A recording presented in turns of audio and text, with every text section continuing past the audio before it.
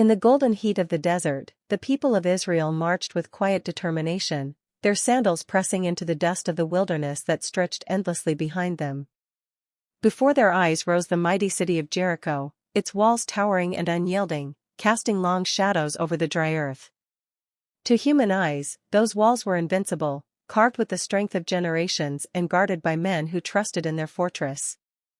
But among the Israelites, a different strength stirred, a strength not of stone and mortar, but of faith. At the front of the procession walked Joshua, clothed in light blue that shimmered softly beneath the sun, his arms raised slightly in both command and prayer. His face carried neither fear nor doubt, only a certainty born from the voice of the Lord that had spoken to him, "See, I have delivered Jericho into your hands." Behind him walked 6 men in simple biblical garments, each holding a trumpet fashioned from the shining horn of an animal, polished until the pale gold gleamed like fire in the desert. As they walked, the horns glowed faintly, as though touched by heavenly light, carrying the promise of what was to come. The city watched in silence. From atop the walls, the people of Jericho looked down with suspicion, some with mockery. To them, this was no army, they saw no battering rams, no siege towers, no weapons of war. Only a strange march of priests, a leader with raised arms, and glowing trumpets that seemed too fragile to bring fear. Yet the Israelites did not falter. With every step, they carried not weapons, but obedience. And obedience was their weapon, stronger than any sword. The desert wind carried the sound of the trumpets as the 6 men raised them to their lips.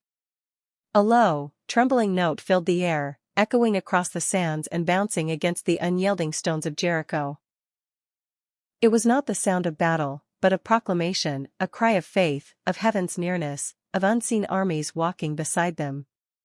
Each blast seemed to stir the very dust underfoot, as if the earth itself listened. Joshua lifted his gaze to the towering walls before him. They were high, yes.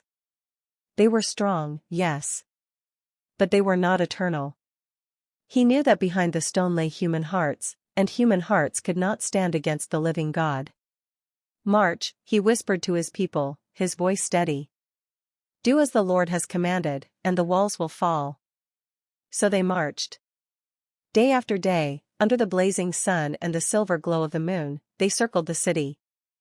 Each day, the same ritual, the silent tread of feet, the glowing trumpets, the raised arms of Joshua, the watchful eyes of Jericho.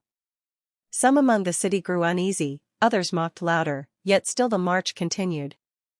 The people of Israel did not answer with words, for their faith was their answer. Each step etched glowing footprints into the desert path, a trail of light marking their obedience. Then came the final day, the day of completion. As the sun Br.